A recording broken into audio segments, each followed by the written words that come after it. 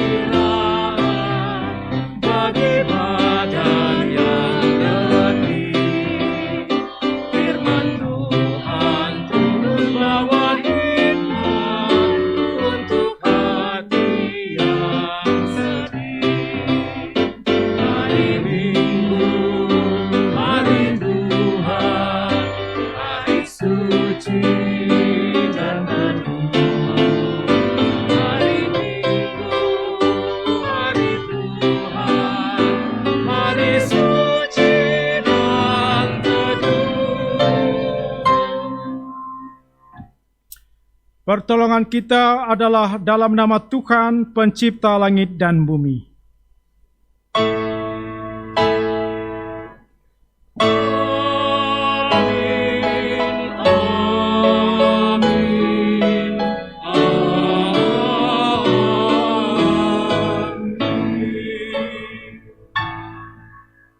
Kasih karunia dan damai sejahtera dari Allah Bapa kita dan dari Tuhan Yesus Kristus menyertai kita sekarang dan selamanya.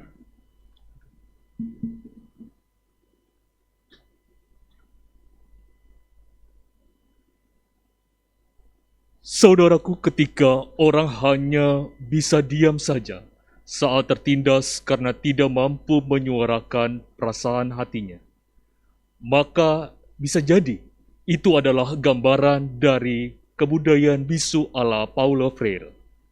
Dalam kebudayaan bisu yang demikian itu, kaum tertindas hanya menerima begitu saja segala perlakuan dari kaum penindas. Bahkan, ada ketakutan pada kaum tertindas akan adanya kesadaran tentang ketertindasan mereka. Agar manusia sadar akan ketertindasan itu, maka ia harus dibimbing agar dapat memiliki kesadaran yang kritis transitif. Kesadaran ini ditandai dengan kedalaman menafsirkan masalah-masalah, percaya diri dalam berdiskusi, mampu menerima dan menolak. Minggu ini merupakan pelaksanaan Pekan Pendidikan Kristen. Subtema minggu ini adalah teguran dalam kasih. Melalui subtema ini, GKI Kuitang ingin mengajak kita semua untuk memahami bahwa dalam proses pendidikan seringkali membutuhkan tindakan menegur, namun tindakan ini bukan untuk mempermalukan, tetapi membawa kepada jalan yang benar. Mari jemaat Tuhan kita berdoa untuk mengakui dosa-dosa kita di hadapannya. Kita berdoa.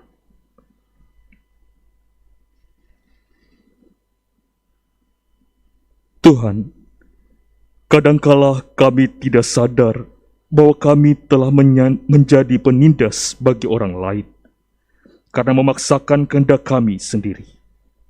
Di lain pihak, kadang kami juga tidak mampu menyuarakan perasaan kami bahwa kami adalah orang-orang yang tertindas.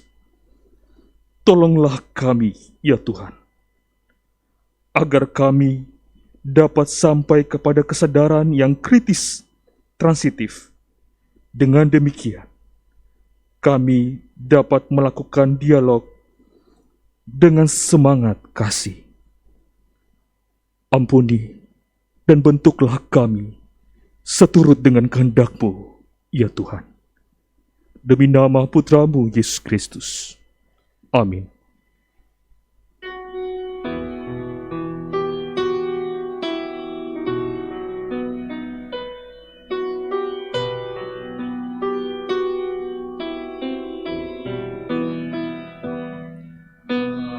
Padamu Tuhanku, ku bawa dosaku, segala salahku, melanggar firman-Mu. Hapuskan dosaku, sucikan diriku, jadikan diriku anak-Mu yang benar.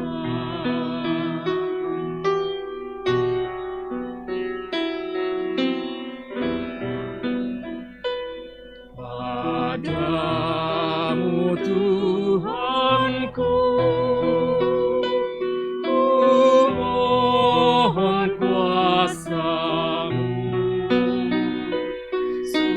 supaya ku teguh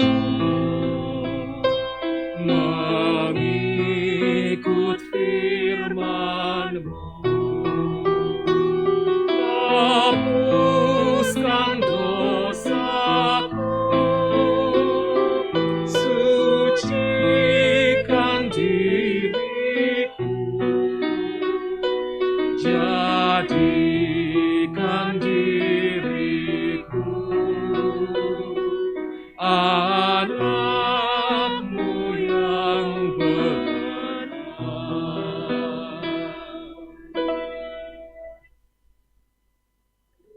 Berita anugerah bagi kita semua. Oleh Injil itu kamu diselamatkan, asal kamu teguh berpegang padanya, seperti yang telah kuberitakan kepadamu, kecuali kalau kamu telah sia-sia saja menjadi percaya. Demikianlah berita anugerah dari Tuhan. Syukur kepada Allah.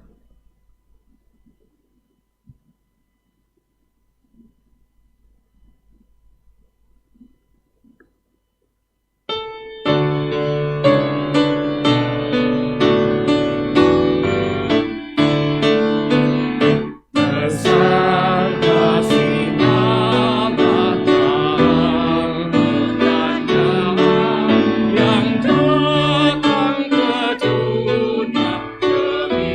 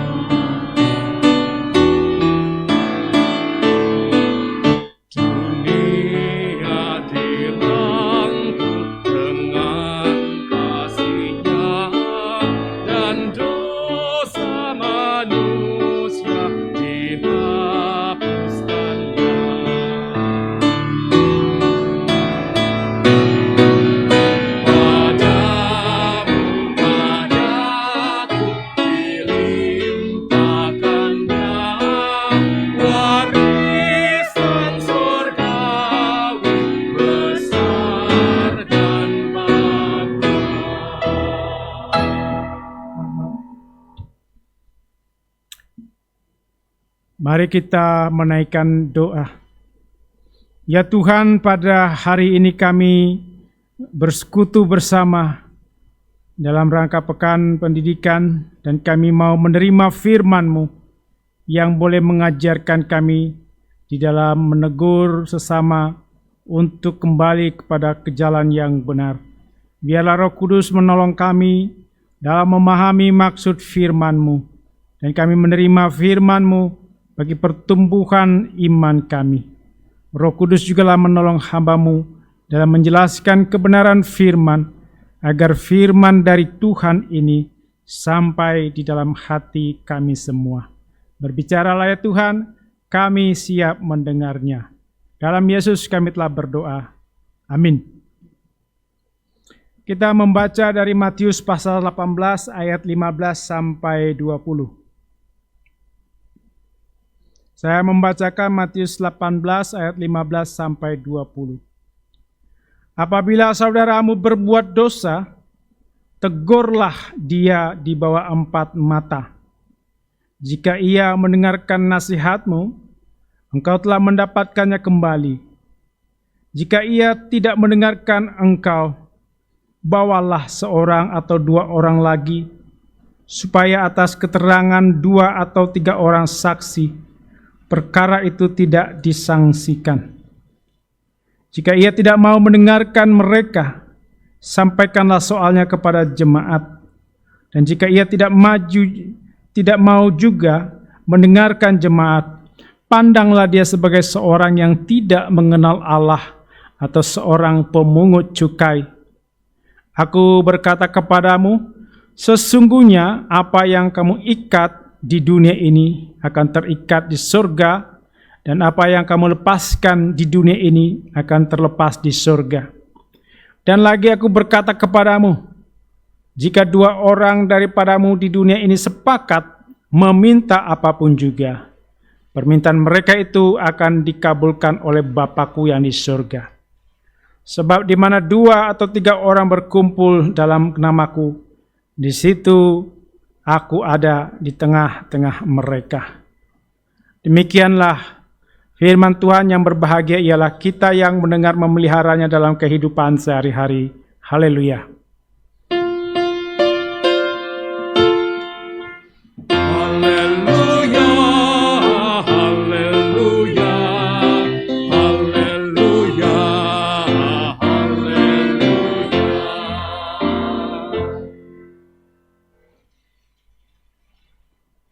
Shalom saudara-saudara. Dalam pekan pendidikan saat ini kita belajar tentang tugas yang diberikan Tuhan pada gereja untuk mendidik, mengajar dalam rangka memperlengkapi orang-orang kudus bagi pekerjaan, pelayanan, dan bagi pembangunan tubuh Kristus. Semua orang kudus, anggota jemaat dan gereja-gereja yang lain, agar diperlengkapi sehingga mereka bisa terlibat dalam pekerjaan pelayanan di gereja, di dalam keluarga, dan di dalam masyarakat, membangun tubuh Kristus. Semua orang kudus agar mencapai kesatuan iman dan memiliki pengetahuan yang benar tentang anak Allah, dan semakin dewasa dan bertumbuh imannya. Memiliki iman yang teguh dan tidak mudah dipengaruhi ajaran-ajaran yang sesat. Tidak mudah dipengaruhi oleh nabi-nabi palsu pada masa kini yang licik dan menyesatkan. Gereja tidak bisa memandang pendidikan dan pengajaran nilai-nilai Kristen sebagai sambilan saja. Tapi gereja memberikan perhatian serius dan dilaksanakan bersama-sama anggota gereja. Tujuan pendidikan dan pengajaran nilai-nilai Kristen adalah agar banyak orang memberi diri diperdamaikan dengan Allah oleh darah Yesus. Banyak orang yang membaktikan dirinya segenap jiwa raganya kepada Tuhan. Kita yang percaya pada Yesus saat ini, itu terjadi karena orang tua kita para pendidik dan pengajar pada masa lalu sudah memberikan pengetahuan dan cara melakukan kebenaran Tuhan. Pendidikan dan pengajaran berpusat pada Alkitab dan dengan tafsiran yang disepakati dalam persidangan sinode menjadi ajaran gereja. Ketika materi dan contoh perilaku dalam pendidikan dan pengajaran menyimpang dari Alkitab dan ajaran gereja, perlu diberikan teguran agar kembali pada ajaran Alkitab dan ajaran gereja. Di dalam Alkitab, banyak teguran dan nasihat yang disampaikan Tuhan melalui nabi-nabi yang diutus Tuhan, agar teguran itu disampaikan kepada bangsa Israel dan juga pemimpinnya. Daud juga pernah ditegur Tuhan melalui Nabi Nathan ketika Daud melakukan penyimpangan dari kehendak Tuhan. Petrus juga ditegur oleh Tuhan Yesus ketika pendapat dan tindakannya menyimpang dari kehendak Tuhan. Cara Nabi Nathan menyampaikan teguran terhadap Daud adalah dengan menjelaskan lebih dahulu sebuah kisah seorang kaya yang mengambil domba milik orang miskin. Kemudian Daud diberi kesempatan memberi tanggapan atas kisah tersebut. Daud marah atas perilaku orang kaya tersebut. Kemudian Nathan mengatakan bahwa orang kaya itu adalah gambaran dari Daud yang telah menyimpang dari kehendak Allah. Karena membunuh Uria suami Batsheba dan mengambil Batsheba sebagai istri. Nathan bertanya, mengapa Daud menghina Tuhan dengan melakukan apa yang jahat di mata Tuhan? Nathan memberitahu hukuman Tuhan padanya, yaitu malapetaka yang akan menimpa keluarga Daud. Anak yang lahir dari Batsheba akan mati. Setelah ditegur, Daud menyesali dosanya dengan berpuasa. Nabi Nathan menegur dengan percakapan yang berguna. Tapi ada orang menegur dengan perkataan yang tidak berguna. Menegur dengan kata-kata makian. Seperti kalau orang salah dengan sesuatu ditegur dengan kata-kata yang kasar, emosional, dan tidak berguna. Nabi Nathan sudah memberikan contoh cara menegur orang dengan kasih di bawah 4 mata. Sesuai dari bacaan Matius 18 ayat 15. Dan Daud mendengarkan teguran Nathan tersebut, serta menyesalinya dan bertobat. Nathan mendapatkan kembali Daud, dan Nabi Nathan telah membuat orang menyadari kesalahannya sendiri dengan tidak mempermalukan, menghina, serta merendahkan orang yang ditegur. Kalau mau menegur orang, janganlah kita menggunakan hikmat, pikiran, dan kehendak sendiri. Tapi kita menggunakan hikmat, pikiran, dan kehendak Allah. Dalam Kolose 3 ayat 16 dikatakan, hendaklah perkataan Kristus diam dengan segala kekayaannya di antara kamu, sehingga kamu dengan segala hikmat mengajar dan menegur seorang akan yang lain. Petrus menegur Yesus tidak menggunakan hikmat, pikiran, dan kehendak Allah. Karena itulah Yesus mengatakan, enyahlah iblis. Artinya, kata-kata teguran Petrus itu telah menjadi batu sandungan bagi Yesus. Iblis bekerja dalam diri Petrus sehingga kata-kata yang digunakannya berasal dari hikmat, pikiran, dan kehendak sendiri atau kehendak dunia. Kata-kata yang disampaikan Petrus tidak berguna, malah menjadi batu sandungan. Jadi kita menegur menggunakan kata-kata yang berhikmat dengan pikiran dan kehendak Allah, agar teguran kita itu tidak menjadi batu sandungan, tapi berguna untuk membuat orang kembali. Persekutuan atau komunitas yang memulihkan adalah komunitas yang mau saling menasehati, menegur orang yang hidupnya tidak tertib, menghibur orang yang tawar hati, membela yang lemah.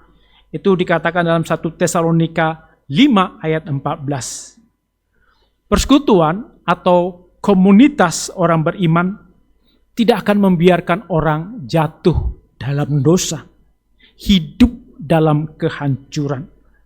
Dalam persekutuan atau komunitas, tindakan menegur dan menasihati bukan hanya sekali saja, tapi berkali-kali. Pertama, berdua kita menegur, saling menegur.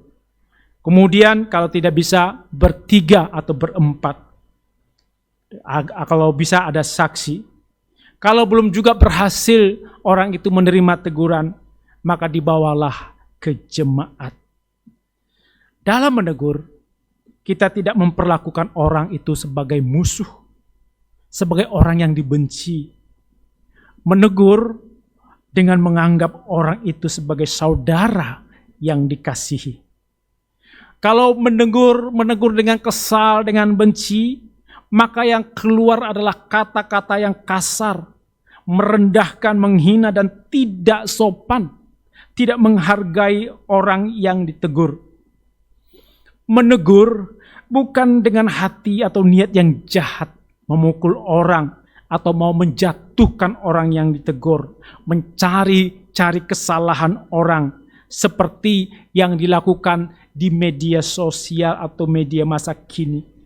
Mereka menegur, mengkritik dengan cara-cara menghina, merendahkan, menjatuhkan, apalagi dengan data-data yang palsu atau bohong. Tujuan yang benar dari menegur adalah dalam kasih, membawa orang yang benar-benar menyimpang dari Tuhan agar kembali ke jalan yang benar. Orang yang telah menyimpang hidupnya tidak mudah untuk mengakui kesalahan atau dosanya dan sering membenarkan dirinya sendiri. Teguran dapat menolong orang mengingat kesalahan dan dosanya.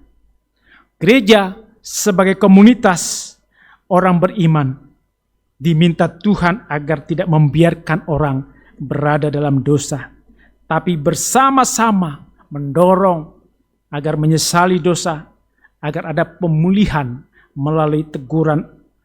Kalau orang yang mau ditegur orang yang tua, janganlah menganggap orang itu setara, dan janganlah menegur dengan keras atau menyerang.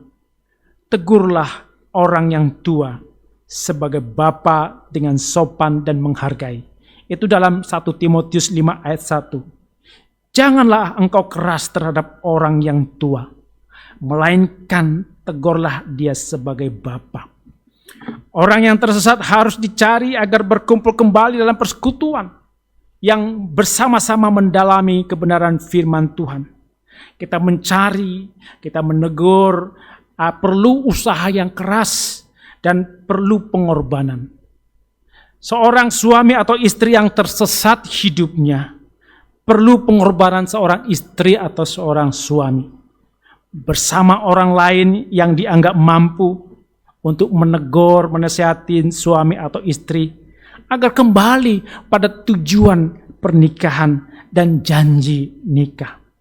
Anak yang tersesat perlu pengorbanan dari orang tua atau bersama orang lain yang dianggap mampu untuk menegur dan menasihati anak agar kembali kepada hidup yang benar, bertanggung jawab dan bermakna. Teman yang tersesat perlu pengorbanan dari teman yang lain bersama orang yang dianggap mampu untuk menegur, menasihati teman tersebut agar kembali hidup dalam kebenaran Tuhan. Mencari berarti berusaha mendapatkan dengan cara menegur, menasihati dalam kasih. Seperti Allah mencari orang yang tersesat dalam kasih. Kasih itu adalah selalu gelisah jika ada orang yang tersesat dan selalu ingin mencarinya, menegur dan menasihati agar orang tersebut kembali pada hidup dalam kebenaran Tuhan. Orang yang tersesat adalah orang yang sudah salah jalan, terperangkap, tidak perlu dimarahi, tidak perlu dihina, tidak perlu direndahkan. Orang yang tidak mau mencari, tidak mau menegur orang yang sesat, karena dia berpikir, itu kesalahannya sendiri, biarlah dia merasakannya. Orang yang merasa terpanggil oleh Tuhan untuk mencari, untuk menegur, menasihati orang yang tersesat, diberi Tuhan hati yang penuh kasih dan sabar. Tidak mudah untuk mencaci, untuk merendahkan atau menghina orang yang tersesat dan bersalah. Ia akan menegur, menasihati, membimbing orang yang tersesat agar menyesali dosa dan menyerahkan hidupnya pada Tuhan. Orang yang mencari bukan dengan menunggu orang datang, tapi berusaha mencari, menggali, menemukan orang yang tersesat tersebut. Ketika orang yang tersesat itu kembali dan hidup baru, maka kerajaan surga bersukacita. Usaha kita mencari, menegur, menasihati dalam kasih, dengan sabar, dengan tekun, punya dampak bagi kerajaan surga. Setiap orang yang bertobat membawa sukacita di surga. Itu yang dikatakan dalam Matius 18 ayat 18. Aku berkata padamu, sesungguhnya apa yang kamu ikat di dunia ini akan terikat di surga. Apa yang kamu lepaskan di dunia ini akan terlepas di dalam surga. Menegur, berdua, bertiga, artinya jangan pernah membicarakan aib, dosa, kesalahan orang di belakang orang. Karena itu Tuhan katakan, kesalahan itu harus disampaikan.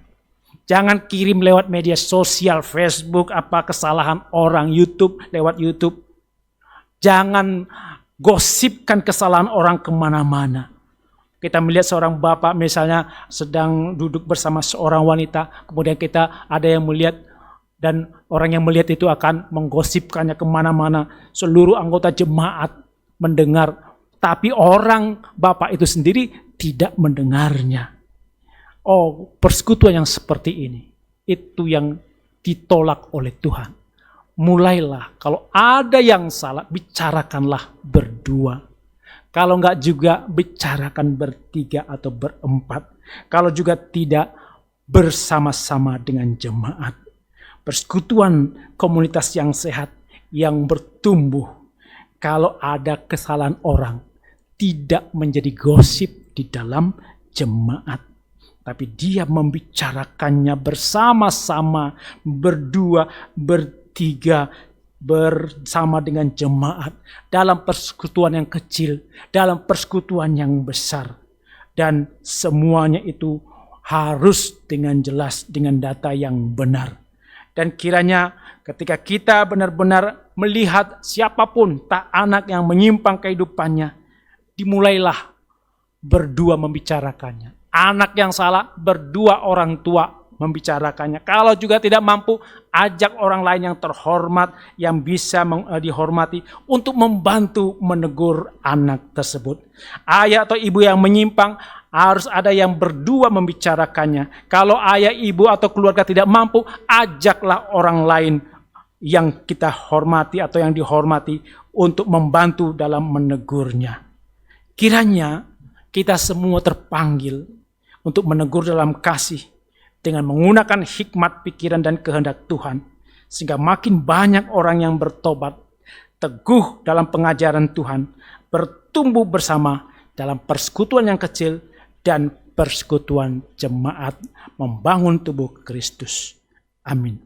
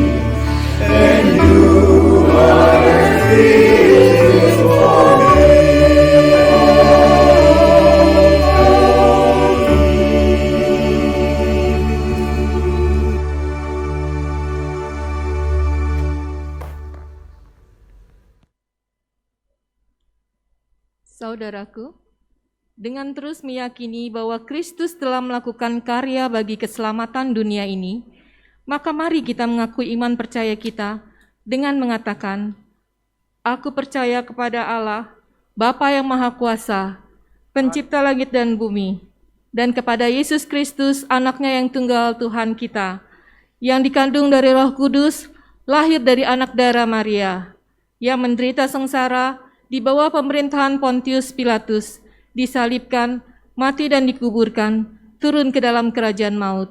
Pada hari ketiga, bangkit pula dari antara orang mati, naik ke surga, duduk di sebelah kanan Allah, Bapa yang Maha Kuasa, dan dari sana Ia akan menghakimi orang yang hidup dan yang mati.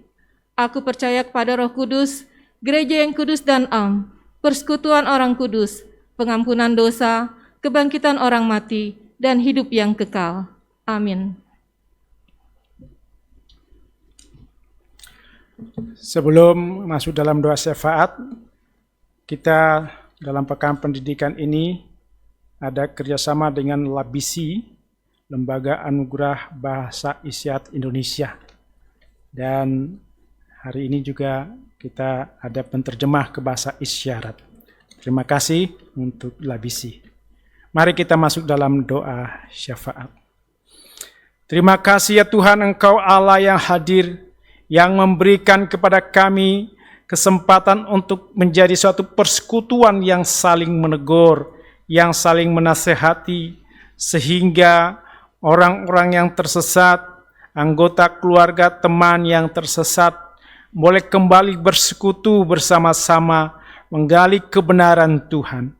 Berikan hati yang mau terpanggil ya Tuhan, untuk mencari, untuk menegur, menasihati dengan cara yang menggunakan pikiran hikmat dari Tuhan, bukan dengan cara atau pikiran kami sendiri. Biarlah kami berhasil ya Tuhan, untuk mencari orang yang tersesat, teman, anggota keluarga, sehingga mereka benar-benar dibangun menjadi bagian dari tubuh Kristus. Ya Tuhan, biarlah setiap anggota keluarga kami mengalami, merasakan firman yang boleh menuntun kami.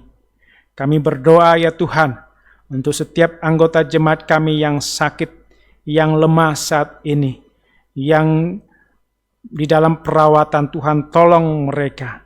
Demikian juga teman-teman atau anggota masyarakat yang sakit, yang terkena COVID-19 ini, yang senantiasa menjaga fisiknya agar kuat ya Tuhan, dan berikan para dokter, perawat kemampuan ya Tuhan untuk menolong mereka yang sakit ini.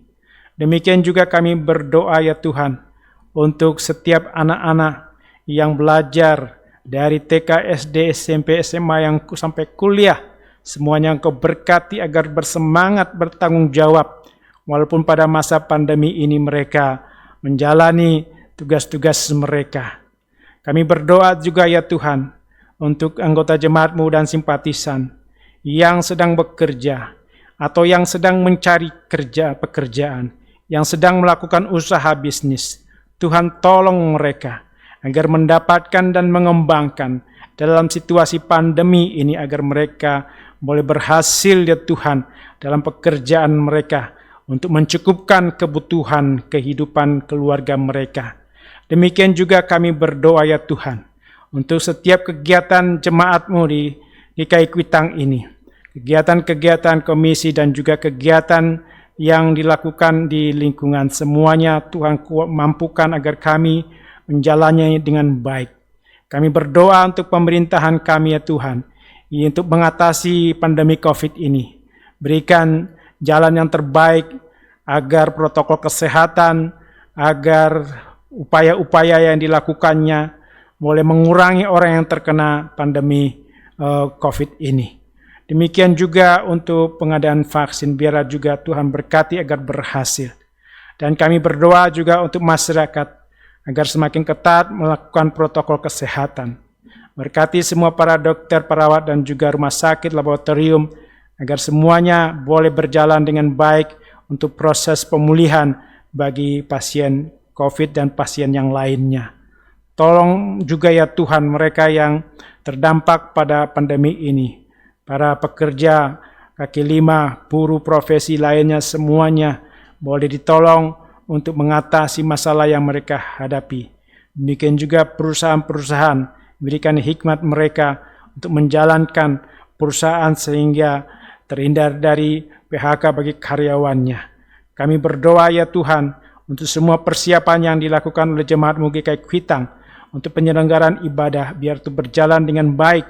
Demikian juga untuk pelaksanaan renovasi biarlah berjalan baik dan penggalangan dananya juga boleh berjalan dengan baik. Terima kasih ya Tuhan, dalam pekan pendidikan ini biarlah kami sungguh-sungguh bertanggung jawab untuk membangun pendidikan dan pengajaran dalam keluarga kami, dalam gereja, dan juga dalam masyarakat. Inilah doa kami yang kami naikkan dalam Yesus yang mengajarkan kami doa Bapa kami. Mari kita naikkan doa Bapa kami. Bapa kami yang di surga, dikuduskanlah namamu, datanglah kerajaanmu, jadilah kehendakmu di bumi seperti di surga. Berilah kepada kami hari ini makanan kami yang secukupnya, dan ampunilah kami akan kesalahan kami, seperti kami juga mengampuni orang yang bersalah kepada kami.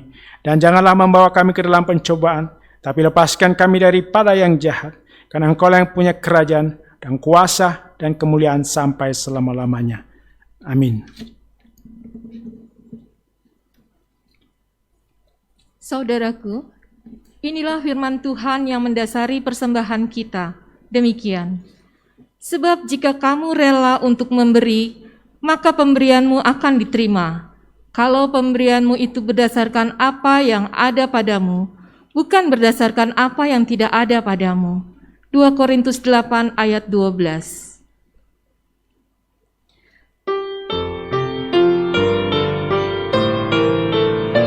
Hari Minggu ini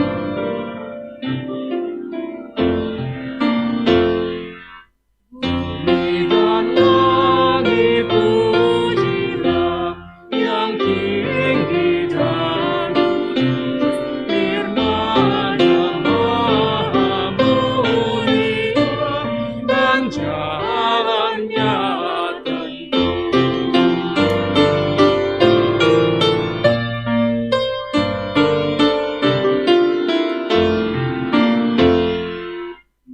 Betapa kasih hikmatnya kendati kita hanya dua dan berduka jalan penolong yang ajaib.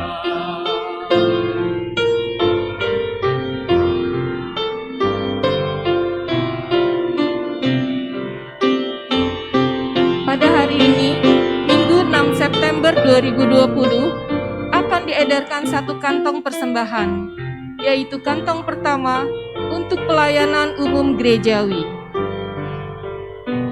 Persembahan dapat dimasukkan ke dalam amplop untuk diserahkan ke kantor gereja atau scan QR Code GKI Kuitang atau transfer melalui rekening gereja di Bank Mandiri, BNI atas nama Majelis GKI Kuitang, BCA dan Arta Graha atas nama Gereja Kristen Indonesia.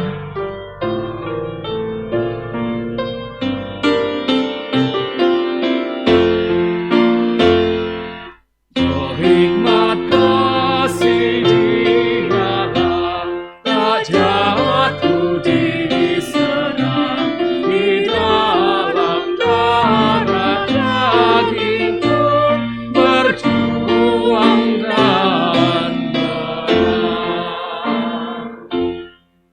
Mari kita bawa persembahan kita di dalam doa. Allah Bapa yang ada di dalam surga, pada kesempatan ini kami ingin menyatakan rasa syukur atas semua berkat yang telah Engkau berikan kepada kami. Kuduskan dan terimalah persembahan kami ya Tuhan, agar dapat dipakai untuk melayani pekerjaan-Mu di dunia ini. Di dalam nama Tuhan Yesus kami berdoa. Amin.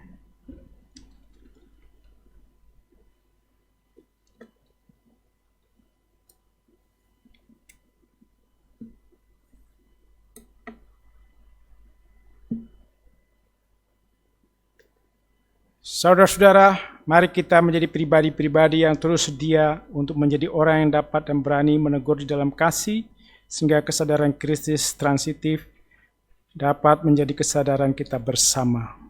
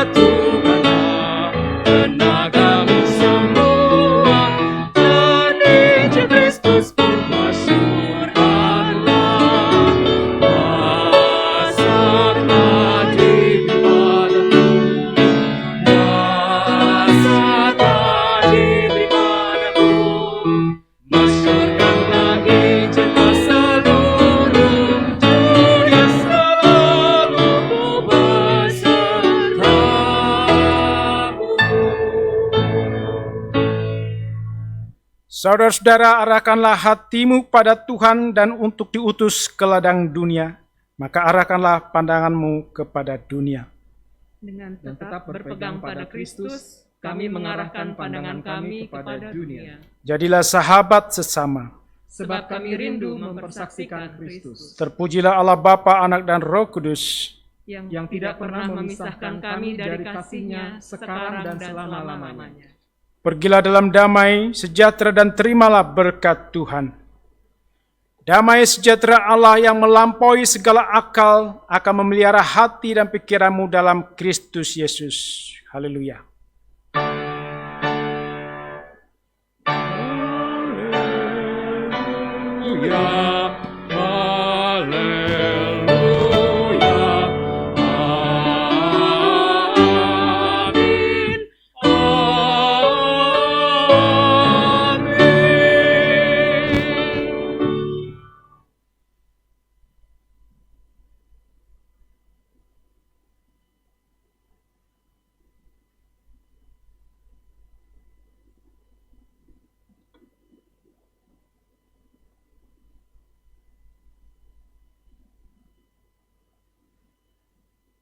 Jemaat Tuhan dipersilakan untuk mengambil waktu teduh sejenak.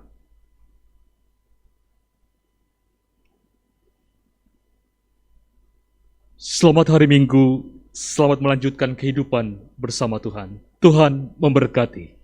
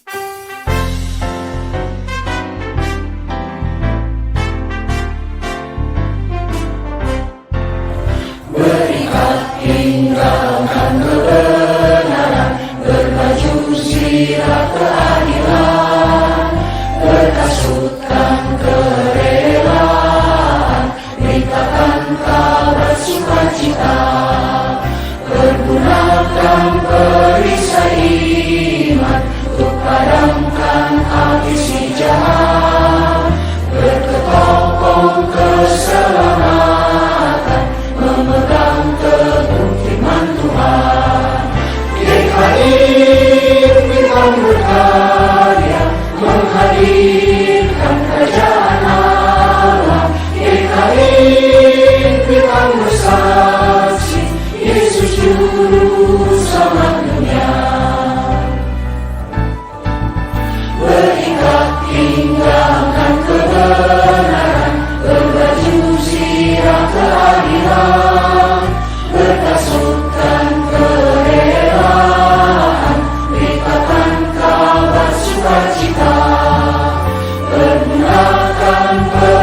seiman